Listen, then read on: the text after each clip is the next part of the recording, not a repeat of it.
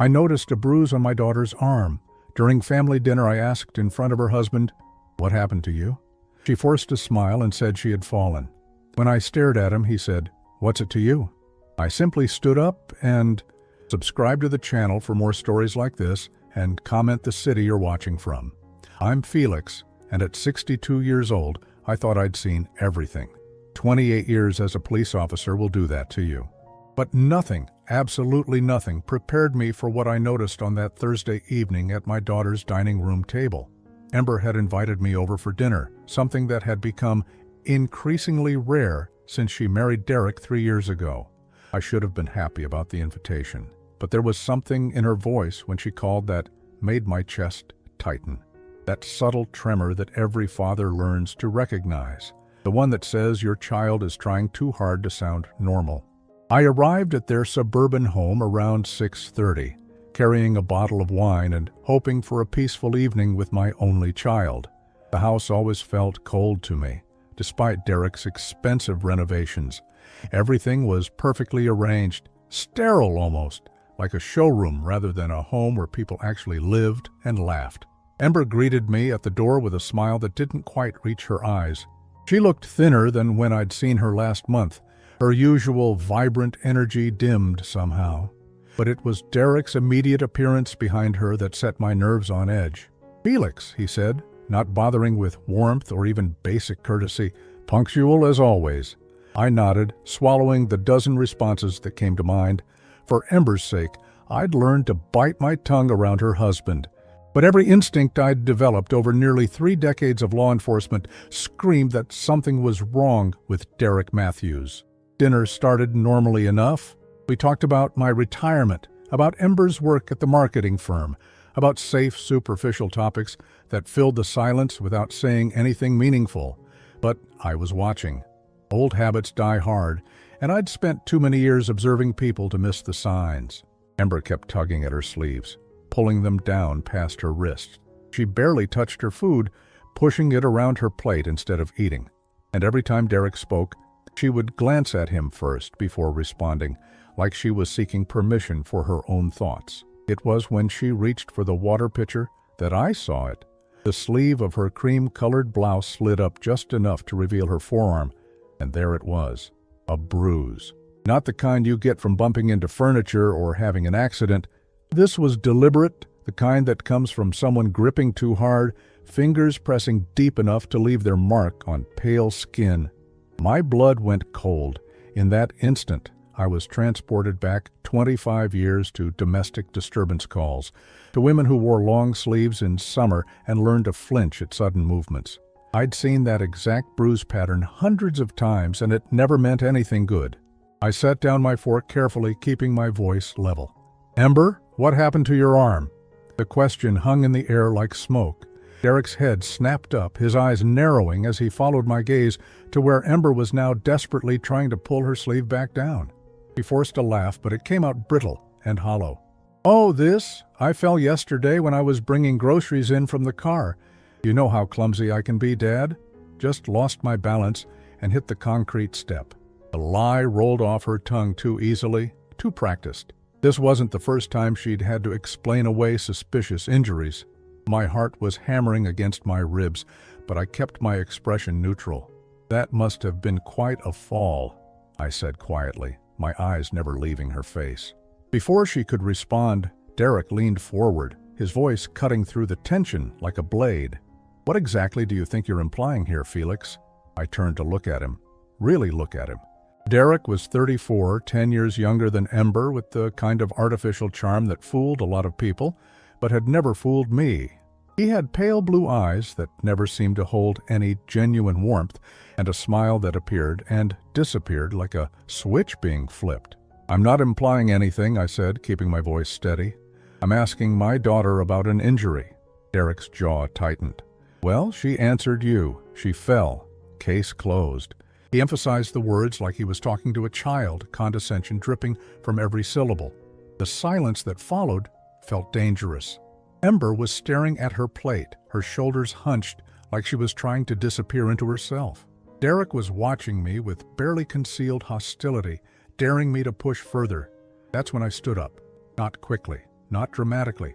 Just a slow, deliberate movement that made both of them look at me with sudden attention. I walked to the kitchen, my footsteps echoing in the uncomfortable quiet. I knew exactly what I was looking for. 3 months ago, when Derek had been bragging about his new security system, he'd mentioned keeping important documents in the kitchen drawer. I'd filed that information away without knowing why. My hand closed around what I was looking for, and I walked back to the dining room with measured steps. Derek was whispering something urgent to Ember, but stopped when he saw me return. His eyes immediately went to what I was holding, a small digital recorder, the kind I used to carry for interviews during my police days. "What the hell is that?" Derek demanded, his voice rising. I set the recorder on the table between us, my finger hovering over the record button. "Insurance," I said simply. The words seemed to suck all the air out of the room. Derek's face had gone white, and Ember was looking between us with growing panic. "Dad, what are you doing?" she whispered. I looked at my daughter, this beautiful, intelligent woman who had somehow learned to make herself small and apologetic in her own home. The daughter who used to challenge me on everything, who had opinions about politics and books and life. The daughter who had never, not once in 44 years, been clumsy enough to bruise herself that badly from a simple fall. "I'm doing what I should have done a long time ago," I said quietly. Derek shot to his feet, his chair scraping against the hardwood floor. "You have no right to come into my house and make accusations."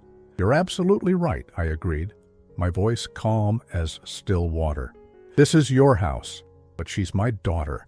And that bruise on her arm, that's not from falling down concrete steps." The words hung between us like a challenge. Derek's hands were clenched into fists at his sides, his face flushed with anger. But it was the look in his eyes that told me everything I needed to know. Not surprise, not confusion, but calculation. He was trying to figure out how much I knew and how much trouble he was in. Ember made a small sound, almost like a whimper, and my heart broke a little more. I picked up the recorder and slipped it back into my pocket. "I think dinner's over," I said. As I headed for the door, Derek's voice followed me, low and menacing. "Stay out of our business, old man. You have no idea what you're getting yourself into." I paused at the threshold, looking back at him over my shoulder. "No, Derek, you have no idea what you've gotten yourself into." The drive home felt like it took hours instead of 20 minutes. My hands were shaking slightly as I gripped the steering wheel, adrenaline and fury warring in my chest. But underneath it all was something colder, more purposeful. I hadn't carried a badge for 2 years, but some instincts never fade. And right now, every one of them was telling me that my daughter was in serious danger. Sleep didn't come easy that night. I kept seeing that bruise on Ember's arm, kept hearing Derek's threatening tone. By 4 in the morning, I gave up trying to rest and made coffee instead. The kitchen felt too quiet, too empty, filled with the weight of what I now knew I had to do. I'd been retired from the force for 2 years, but muscle memory dies hard. I found myself reaching for the notepad I used to carry, the one where I'd jot down details and observations, old habits, but maybe that's exactly what I needed right now. The truth was, I'd never liked Derek from the moment Ember brought him home. There was something about him that set my teeth on edge, the way he dominated conversations and always seemed to have an answer for everything. But Ember had been so happy, so convinced she'd found her perfect match, that I'd kept my reservations to myself. Now I was wondering if that had been the biggest mistake of my life. At 7:30, I called my old partner, Jim Rodriguez. He'd stayed on the force after I retired, making detective sergeant just last year. If anyone would understand what I was dealing with, it would be Jim. "Felix, you old dog," Jim's voice came through the phone, warm and familiar. "How's retirement treating you?" "Could be better, Jim. Listen, I need a favor. Unofficial." The tone of his voice shifted immediately. 26 years as partners will teach you to read each other's moods. "What's going on?" I told him about dinner, about the bruise, about Derek's reaction when I questioned it. Jim listened without interrupting, the way he always did when we were working a case. "You want me to run a background check," he said when I finished. "Everything you can find." Derek Matthews, 34 years old, works in real estate development. Married to my daughter 3 years ago. I paused. "Jim, I need to know if there's been any history of domestic incidents, any complaints filed, even if they were dropped. Give me until this afternoon, he said quietly. And Felix, be careful. If your gut's telling you something's wrong, it probably is. After hanging up, I sat in my kitchen staring at the wall where Ember's high school graduation photo hung. She'd been 18, full of dreams and confidence, ready to take on the world. Where had that girl gone? Around noon, my phone rang. It was Ember. "Dad?" Her voice was small, uncertain. "About last night. I'm sorry Derek was so rude. He was just having a bad day at work."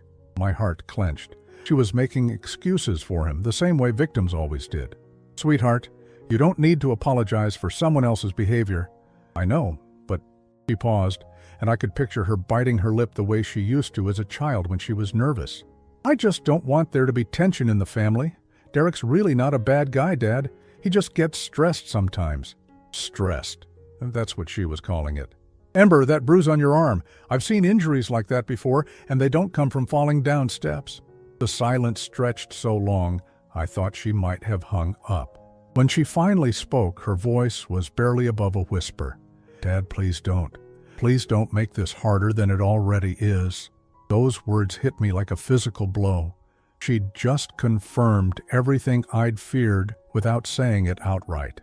My daughter was being hurt, and she was protecting the person doing it. "Baby girl," I said, using this nickname I'd called her since she was 3 years old. "I'm not going anywhere. Whatever's happening, we'll figure it out together." "I have to go," she said quickly. "Derek's coming home for lunch." The line went dead. At 3:15, Jim called back. "Felix, you sitting down?" I wasn't, but I should have been. "What did you find?" "Derek Matthews has a record. Nothing major, but it's there. 2 domestic disturbance calls in his previous relationship, both about 4 years ago. Woman named Sandra Chen. She never pressed charges, but the reports are in the system." My grip tightened on the phone. "What kind of disturbances?" "Neighbors called about loud arguing, sounds of things being thrown. Both times, responding officers noted that Ms. Chen had visible injuries, bruising on her arms and face. She claimed she'd fallen, said it was just a misunderstanding between her and her boyfriend. The pattern was there, clear as day. Derek had done this before. "There's more," Jim continued. "I made some calls. Sandra Chen moved to Oregon shortly after the second incident, but I tracked down her former neighbor, Mrs. Williams. She remembers Sandra well, says the girl was always jumpy, always apologizing for noise they could hear through the walls." I closed my eyes, feeling sick. Did Mrs. Williams ever see anything directly? Says she saw Sandra one morning getting her mail. Face was swollen, lips split.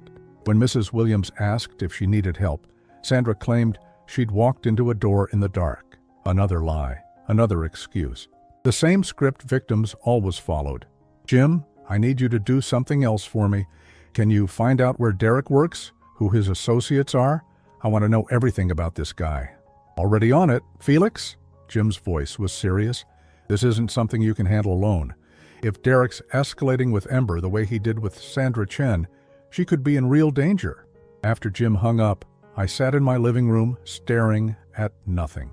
My daughter was trapped in the same cycle that had destroyed so many women I'd encountered during my career. The isolation, the fear, the gradual erosion of self-worth that made victims believe they deserved what was happening to them. But Ember wasn't just another case. She was my child, the little girl who used to climb into my lap when thunderstorms scared her, who'd made me Father's Day cards with her small hands covered in glue and glitter. The woman who'd graduated summa cum laude from college, who'd once had dreams of traveling the world and starting her own business. Derek had systematically taken all of that away from her, and she didn't even see it happening. Around 5 o'clock, I made a decision that probably broke several laws and definitely violated Derek's privacy, but I was past caring about legal niceties. I drove to Ember's neighborhood and parked 3 houses down from theirs, positioned where I could see their driveway, but wouldn't be immediately visible from their windows. At 6:20, Derek's black BMW pulled in. I watched him get out of his car, noting the way he moved, confident, controlled, like a man who believed the world owed him something. He was wearing an expensive suit that probably cost more than some people made in a month. his dark hair perfectly styled despite the long workday. But it was what happened next that made my blood run cold. Through their front window, I could see Ember approach him as he entered the house. Even from a distance, her body language was apologetic, submissive. She reached toward him as if to help with his briefcase, and I saw Derek's hand shoot out, gripping her wrist. The gesture lasted only seconds, but I recognized it immediately. It wasn't affectionate, it was control, dominance disguised as a casual touch. Ember's head dropped, and she stepped back, creating distance between them. I sat in my car for another hour, watching their house, seeing the shadows move behind curtained windows. Once I thought I heard raised voices, but I couldn't be sure from this distance. When I finally drove home, my mind was racing with plans and possibilities. Derek Matthews thought he had all the power in this situation. He thought he was dealing with just another worried father who would eventually back down and mind his own business. He had no idea that he'd just made the biggest mistake of his life. Because I wasn't just any father.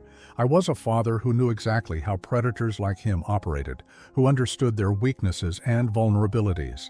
And I was going to use every single thing I'd learned in 28 years of law enforcement to destroy him before he could destroy my daughter. Derek wanted to play games? Fine. But he was about to learn that some games have consequences he never saw coming. The next morning brought more information than I'd bargained for. Jim called at 8:30 with details that made my stomach turn. Felix, I dug deeper into Derek's background. The guy's got a pattern, and it's worse than we thought. Jim's voice was grim. Before Sandra Chen, there was another woman, Rebecca Torres. Same story, domestic disturbance calls, injuries that were explained away as accidents. I gripped the phone tighter. How many women, Jim? That we know of? 3, including Ember. But here's the thing that bothers me. Each relationship lasted longer than the previous one. Derek's getting better at this, more sophisticated in how he controls his victims. The clinical way Jim presented the facts couldn't mask the horror of what he was telling me. Derek wasn't just an abusive husband, he was a predator who had refined his methods with each victim.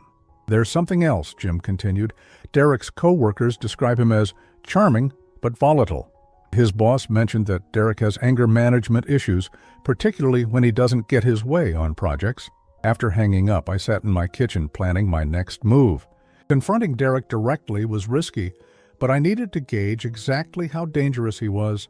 More importantly, I needed him to know that someone was watching. I knew Derek's routine now from my surveillance. He left for work at 7:45 sharp, returned for lunch at 12:30, and came home for the evening around 6:15. Today, I was going to interrupt that pattern. At 11:45, I drove to Derek's office building downtown.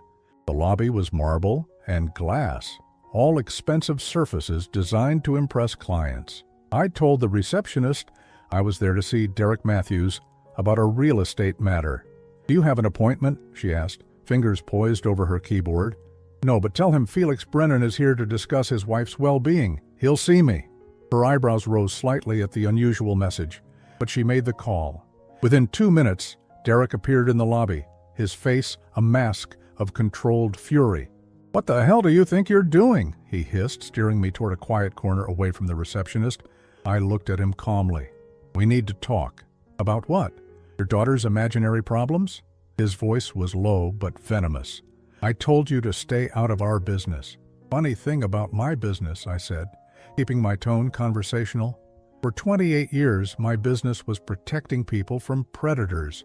Old habits die hard. Derek's face flushed red, but he forced a smile for the benefit of anyone watching. I don't know what you think you know, but you're way out of line here. I stepped closer, close enough that only he could hear me. I know about Sandra Chen. I know about Rebecca Torres. I know exactly what kind of man you are, Derek. For just a moment, his mask slipped. I saw something cold and calculating flash in his eyes, the real person behind the charm. Then the smile returned, but it never reached his eyes. Those women were unstable, he said quietly, just like Ember's becoming. Maybe it runs in families. The implication hit me like a slap. He was threatening my daughter's mental health, suggesting she was losing her grip on reality. It was a classic abuser tactic. Isolate the victim by making everyone else think she was the problem. "Here's what's going to happen," I said, my voice deadly calm. "You're going to stop hurting my daughter. You're going to get help for your anger issues, or you're going to leave her alone. Those are your only options." Derek laughed, but there was no humor in it. "Or what? You'll call the police. With what evidence? Ember's never filed a complaint, never even admitted anything's wrong. It's just the paranoid delusions of an overprotective father who can't accept that his daughter chose someone else." He was right about the evidence, and we both knew it. But he'd made one crucial mistake. He'd underestimated how far I was willing to go to protect Ember. "You're right," I admitted. "I don't have enough evidence yet. But I'm patient, Derek. Patient and persistent. And I know exactly what to look for." Something flickered in his expression. Uncertainty, maybe even fear. "Stay away from us," he said, but his voice lacked conviction now. "I can't do that," I replied simply. "She's my daughter." I left him standing in that lobby, and I could feel his eyes burning into my back as I walked away. I'd accomplished what I'd come for. Derek now knew he was being watched. But I'd also escalated things, and that meant Ember was potentially in more danger. My phone rang as I was driving home. Ember's name flashed on the screen. "Dad?" Her voice was shaky, frightened. "Derek called. He said you came to his office, that you're trying to cause problems for him at work." My heart sank. Of course, Derek would turn this around on me, make me the villain in their story. "Sweetheart, I was trying to help. By embarrassing him in front of his colleagues? By making accusations?" Her voice was rising, panic clear in every word. "Dad, you don't understand. When Derek gets upset like this, things get difficult." The admission hung between us like a confession. She'd just told me exactly what I'd suspected, that Derek took his anger out on her. "Ember, listen to me. You don't have to protect him. You don't have to live like this." "Like what?" But her voice was hollow now, like she already knew the answer. "In fear, walking on eggshells, making excuses for someone else's behavior."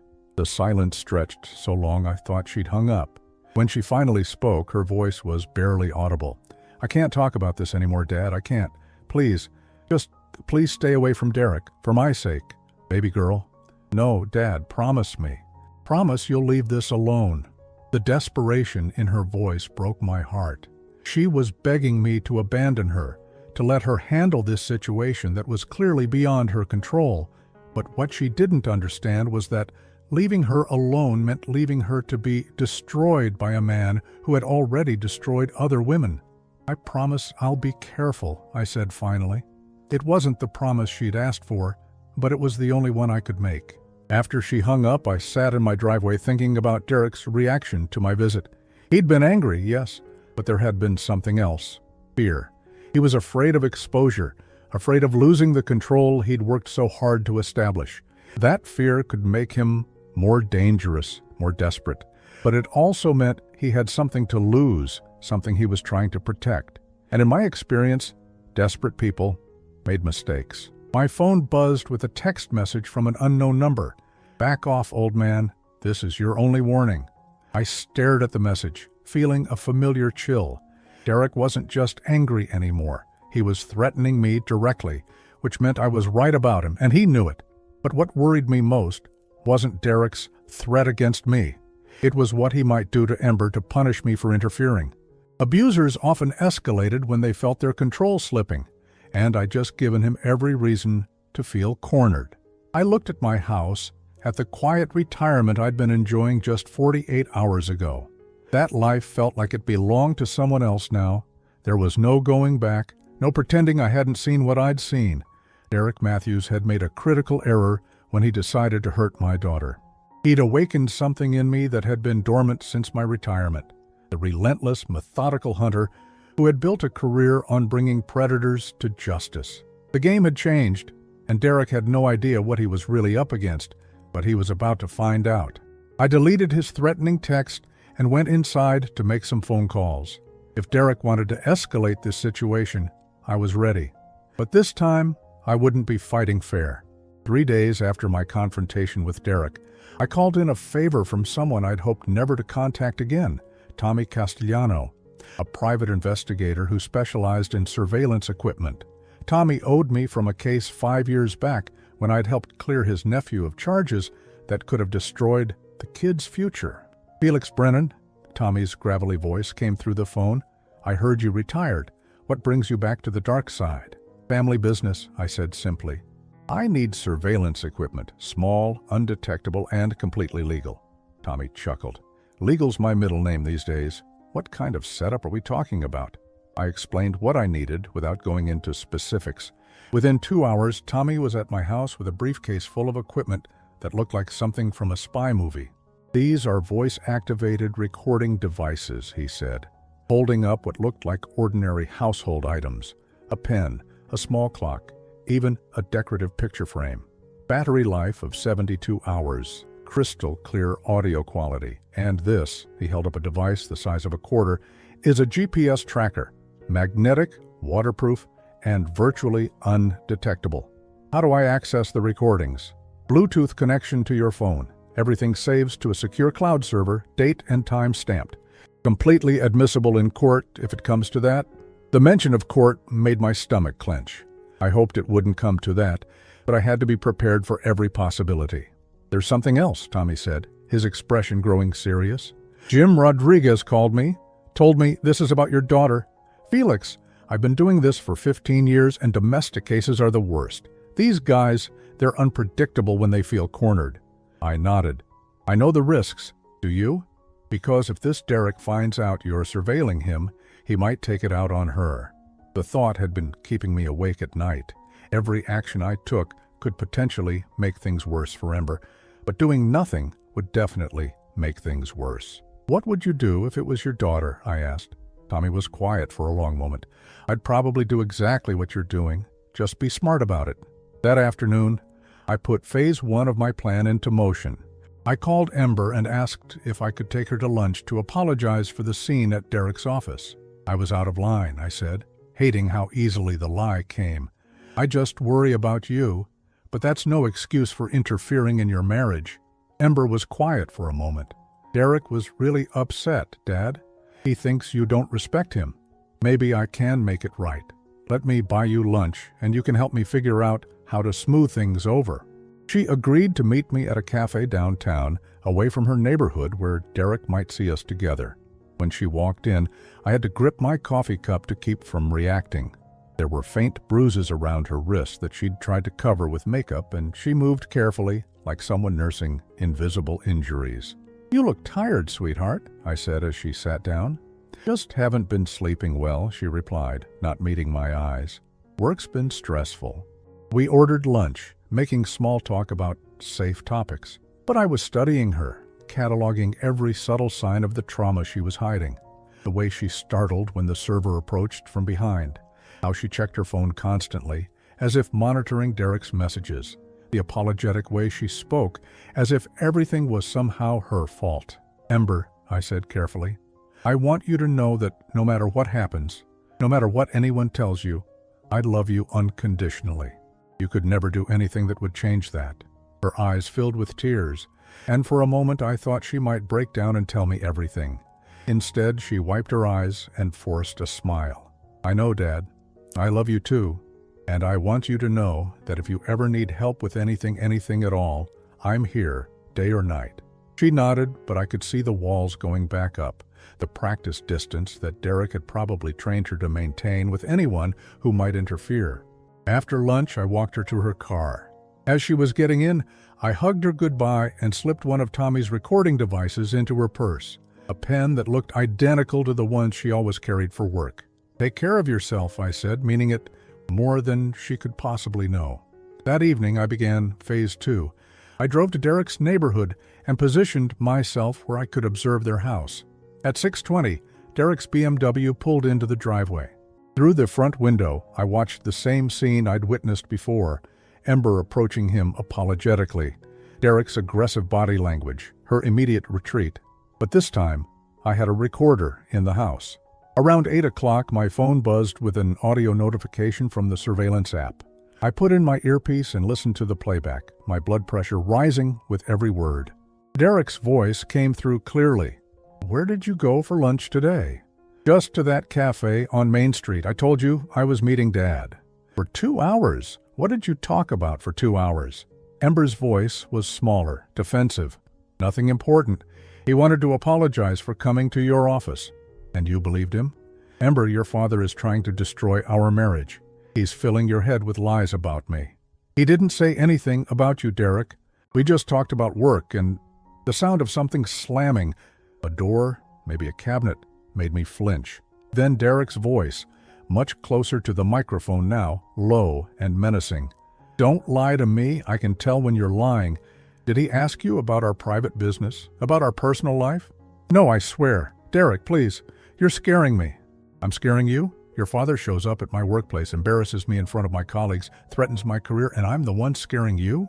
There was a sound I couldn't identify. Then Ember's voice, higher now, frightened. Derek, stop. You're hurting me. I'm barely touching you. God, you're so dramatic. Just like your father said, unstable.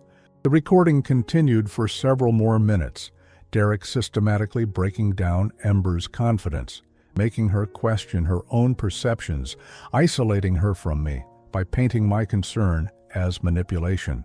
I sat in my car, listening to my daughter being psychologically tortured, and I had to grip the steering wheel to keep from marching up to their front door. But the recording had given me something valuable, concrete evidence of Derek's controlling behavior and his admission that he was physically hurting her. It wasn't enough for criminal charges, but it was a start. Over the next week, I collected more recordings. Derek berating Ember for imaginary mistakes, him questioning her about every phone call, every interaction with co-workers, every minute she wasn't under his direct supervision. The gradual erosion of her spirit was documented in heartbreaking detail. But it was the recording from the following Tuesday that changed everything. I was at home when the audio notification came through. This time the conversation was different. Derek was speaking to someone else, a male voice I didn't recognize. She's becoming a problem, Derek said. Her father's sniffing around asking questions. What kind of questions? The other voice asked. The kind that could cause trouble. I think he knows about Sandra and Rebecca. My blood went cold. Derek was discussing his previous victims with someone, acknowledging that there had been others. Maybe it's time to move on, the unknown voice suggested. Clean slate, new location. I'm not running from some washed-up cop, Derek replied. Besides, Ember's got assets. Her inheritance from her grandmother, the trust fund. I'm not walking away from that kind of money. So that was it. Derek wasn't just controlling Ember for psychological satisfaction. He was after her money. Ember had inherited a substantial trust fund when her grandmother passed away 2 years ago, money that Derek could only access if they stayed married. What about the father? The voice asked. Derek's laugh was cold. Old men have accidents all the time. Heart attacks, falls downstairs. Retirement can be dangerous. The threat against my life was clear and unmistakable. But more than that, Derek had just revealed his ultimate plan, to keep Ember trapped until he could access her inheritance, then dispose of anyone who might interfere. I saved the recording immediately and called Jim. We need to meet, I said when he answered. Tonight. And Jim? Bring backup. This thing is about to get very dangerous. As I waited for Jim to arrive, I stared at the photo of Ember on my kitchen wall. She was smiling in that picture, taken just a year before she met Derek. Young, confident, full of life. Derek Matthews had tried to destroy that woman, the way he'd destroyed Sandra Chen and Rebecca Torres. But he'd made one crucial error in his calculations. He'd threatened the wrong father. Jim arrived at my house with Detective Sarah Martinez, someone I'd worked with on domestic violence cases during my final years on the force. Their faces were grim as they listened to the recordings I'd collected over the past week. This is enough for us to bring Derek in for questioning, Jim said after hearing Derek's threat against my life. The implied violence against Ember, the admission about previous victims, the direct threat against you. We have probable cause. But Sarah shook her head. It's good evidence, but Derek's smart. He'll lawyer up immediately, claim the recordings were taken illegally, and without Ember's cooperation, a lot of this becomes circumstantial. She was right, and we all knew it. Domestic violence cases were notoriously difficult to prosecute when the victim wouldn't testify. And Derek had spent 3 years conditioning Ember to protect him. What if we could get him to confess directly, I asked. What if he thought he was in control of the situation? Jim raised an eyebrow. What are you thinking, Felix? Derek threatened me because he sees me as the biggest obstacle to his plan.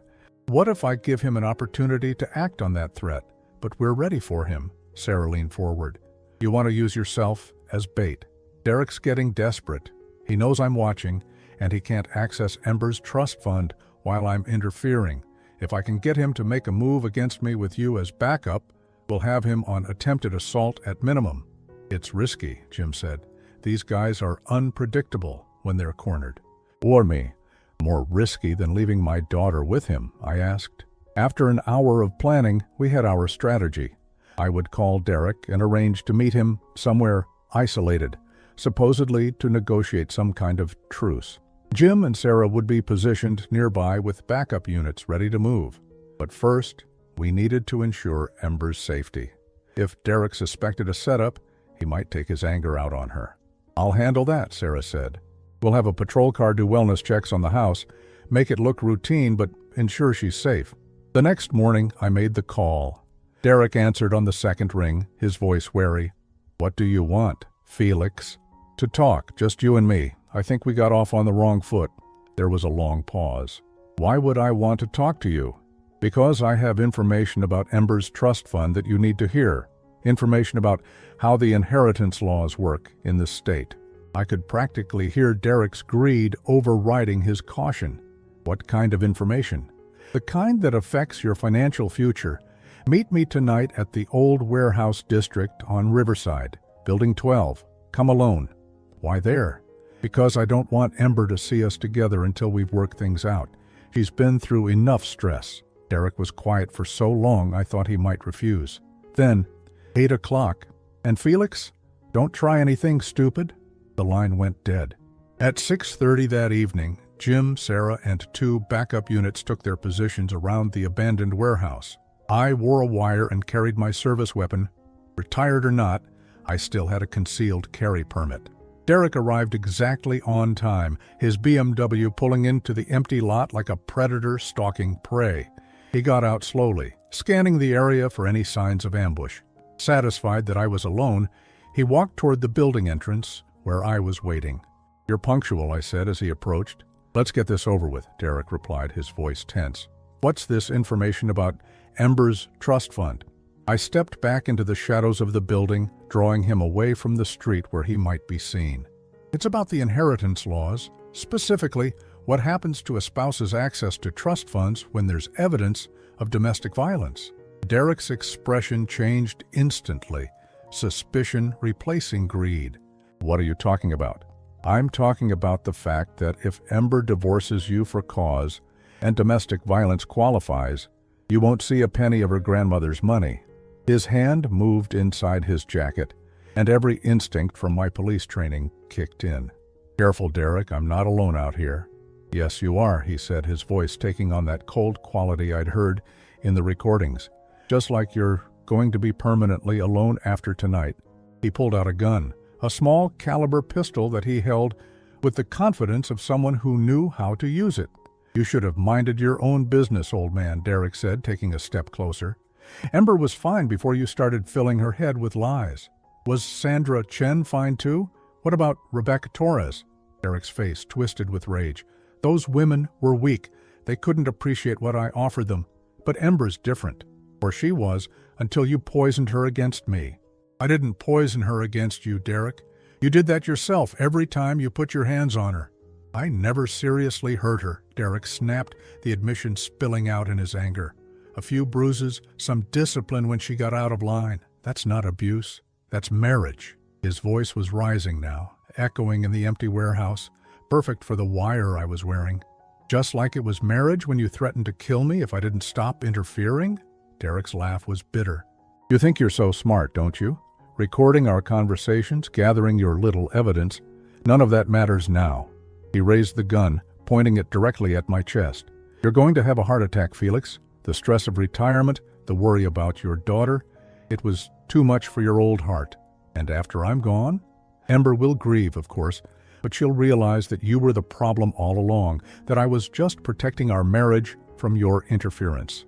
Derek's finger moved to the trigger, and I could see the exact moment he made the decision to pull it. But before he could complete the motion, Sarah's voice cut through the darkness. "Police! Drop your weapon!" Derek spun around, startled by the sudden appearance of armed officers from multiple directions. His gun swung wildly as he tried to process what was happening. "It's over, Derek," I said calmly. "We heard everything. The confession about Sandra and Rebecca, the admission that you've been hurting Ember, the threat against my life. It's all recorded." For a moment, Derek looked like he might try to shoot his way out. His eyes darted between the officers, calculating odds that didn't exist. Then his shoulders slumped, and the fight went out of him all at once. "This is entrapment," he said weakly as Jim cuffed him. "No," Sarah replied, reading him his rights. "This is justice. It's der." As they led Derek away, he looked back at me one last time. "You think you've saved her? Ember will never forgive you for this. She'll never believe she needed saving." His words hit harder than I wanted to admit, because there was truth in them. Ember had been conditioned to see Derek as her protector, me as the threat to her happiness. Arresting Derek was only the first step. Helping Ember heal from years of psychological manipulation would be much harder. But as I watched Derek's BMW being impounded as evidence, I felt something I hadn't experienced in days. Hope. My daughter was safe. For the first time in 3 years, Derek Matthews couldn't hurt her. Now came the hardest part, helping Ember understand that she was finally free. The drive to Ember's house felt like the longest 20 minutes of my life. Jim had called ahead to have officers escort Derek's belongings from the house, and Sarah was already there explaining the situation to Ember. I could only imagine how she was reacting to the news that her husband had been arrested for threatening to kill her father. In her mind, this would probably confirm every terrible thing Derek had said about me interfering in their marriage. But I had to face her, had to try to help her see the truth about what Derek had been doing to her. As I pulled into her driveway, I could see Sarah's patrol car and another vehicle I didn't recognize. Through the front window, I saw Ember sitting on her couch, her face in her hands. This was going to be the hardest conversation of my life, but it was also the most important one. My daughter was finally safe, but she didn't know it yet, and it was going to take everything I had to help her understand that the nightmare was really over. Walking through Ember's front door that night was like entering a war zone. My daughter sat curled in the corner of her couch, arms wrapped around her knees, staring at nothing. Sarah was in the kitchen making tea, and a woman I didn't recognize sat in the chair across from Ember, speaking in low, gentle tones. "This is Dr. Lisa Chen," Sarah said as I entered. "She's a crisis counselor who specializes in domestic violence cases." Ember looked up at me, and the pain in her eyes nearly brought me to my knees. But it wasn't the pain of someone who'd been rescued. It was the anguish of someone who believed her world had just been destroyed. "How could you do this to me?" she whispered, her voice breaking. "How could you have Derek arrested? He was just trying to protect our marriage from your interference." I sat down slowly, keeping my distance so she wouldn't feel cornered. "Sweetheart, Derek wasn't protecting anything. He was controlling you, hurting you." "He never hurt me," Ember's voice rose, defensive and panicked. "Those bruises, that was just... I really did fall. I really am clumsy. Derek was always patient with me, always helped me when I messed up." Dr. Chen leaned forward gently. "Ember, it's normal to feel confused right now. When we've been in a controlling relationship, our perspective on what's normal can become distorted." "There's nothing distorted about my perspective," Ember snapped. "My father has always disapproved of Derek, and now he's found a way to destroy my marriage." I pulled out my phone and opened the surveillance app. "Ember, I need you to listen to something. It's a recording from your house last week." Her eyes widened with betrayal. "You recorded us? You spied on me?" "I recorded Derek," I said firmly, "because I knew you were in danger." "Gee." I played back the conversation where Derek had berated her for having lunch with me, where he'd admitted to hurting her, where he'd called her unstable and dramatic.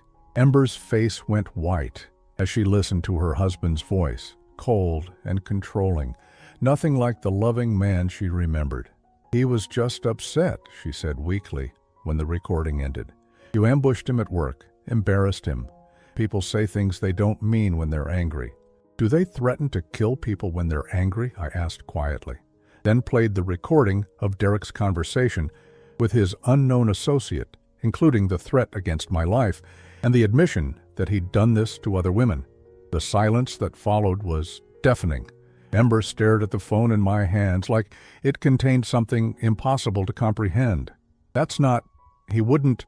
she began, then stopped, her breathing becoming shallow and rapid. Dr.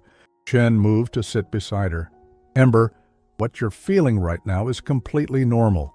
When someone we love has been manipulating us, learning the truth can feel like the ground is disappearing beneath our feet."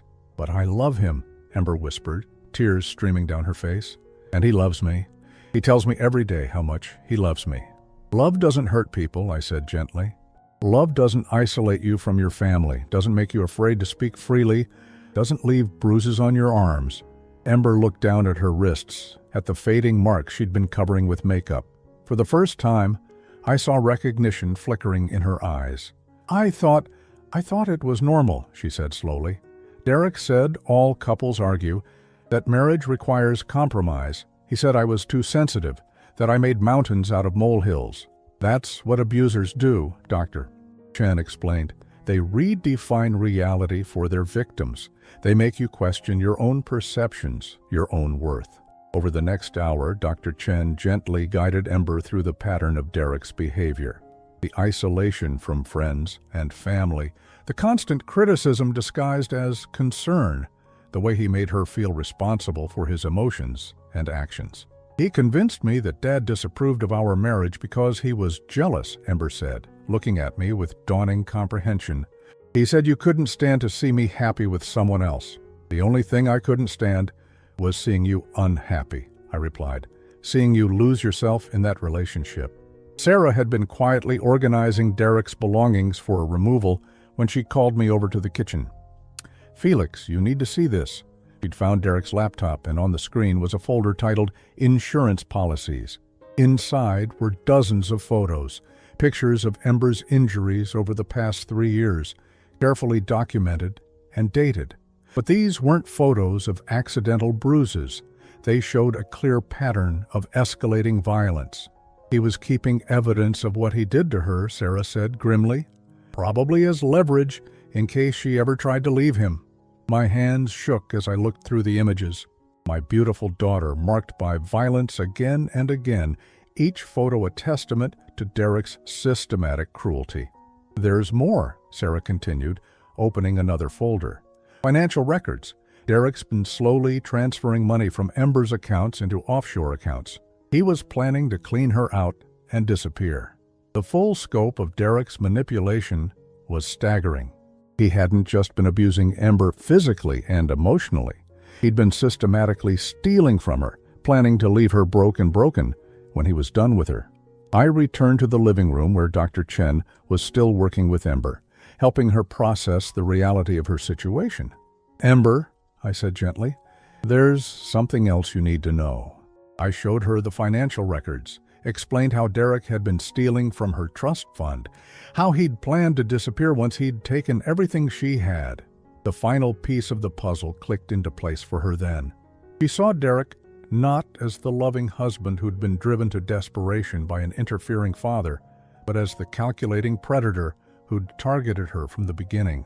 3 years, she whispered. 3 years of my life. 3 years that are over now, I said firmly. You're safe, you're free, and you're going to heal from this. Dr. Chen gave us information about support groups, therapy resources, and legal aid for domestic violence survivors. She explained that recovery would be a process, that Ember might experience conflicting emotions about Derek for some time. It's normal to mourn the person you thought he was, she told Ember. Grief is part of healing. As the evening wore on, Ember gradually began to open up about the reality of her marriage, the walking on eggshells, the constant apologizing, the way she'd learned to anticipate Derek's moods and adjust her behavior accordingly. I stopped seeing my friends because Derek said they were bad influences, she admitted. I quit the book club I loved because he said it was a waste of time. I even changed jobs because he didn't like my old boss. Ostos. Each revelation was another piece of her identity that Derek had systematically stripped away, another part of herself that she could now reclaim. At midnight, Sarah and Dr. Chen finally left, but not before ensuring Ember had 24-hour support numbers and a safety plan in case Derek somehow made bail. Ember and I sat in her living room, surrounded by the remnants of a life that had been built on lies and control. "I'm sorry, Dad," she said quietly. "I'm sorry I didn't see it." "I'm sorry I pushed you away." "You have nothing to apologize for," I replied, moving to sit beside her on the couch. "Derek was an expert at manipulation. He targeted you specifically because you're loving and trusting." "How did you know?" she asked. "How did you see what I couldn't?" "Because I've seen men like Derek before, and because I know who you really are. The strong, confident woman you used to be didn't just disappear. Derek spent 3 years convincing you she never existed." Ember leaned against my shoulder, and for the first time in years, she felt like my daughter again. "What happens now?" she asked. "Now you heal. Now you remember who you are. Now you take back everything Derek tried to take from you." 3 months later, Ember moved into a small apartment closer to my house. Derek had pled guilty to charges of domestic violence, financial fraud, and making terrorist threats, earning himself a 5-year prison sentence. Ember was in therapy twice a week and had joined a support group for domestic violence survivors. She'd reconnected with old friends, returned to the book club she'd loved, and was slowly rebuilding the life Derek had tried to erase. The healing wasn't linear. Some days were harder than others. Sometimes Ember still caught herself apologizing for things that weren't her fault, or seeking permission for decisions that were entirely her own. But each day, she grew a little stronger, a little more like the person she'd been before Derek. On a sunny Saturday afternoon, she came over to help me work in my garden, something we used to do together when she was young. "Dad," she said as we planted new roses, "thank you for not giving up on me, even when I gave up on myself." I looked at my daughter, dirt on her hands and joy returning to her eyes, and felt a peace I hadn't experienced in years. "I will never give up on you," I told her. "That's what real love looks like." Ember smiled, the first genuine smile I'd seen from her in 3 years. "I'm learning that," she said. "I'm finally learning what real love looks like." As we worked together in the garden, planting new life in rich soil, I knew that Derek Matthews had lost more than his freedom. He'd lost the chance to destroy something beautiful, something resilient, something that was stronger than his cruelty. My daughter was free, and she was going to be just fine.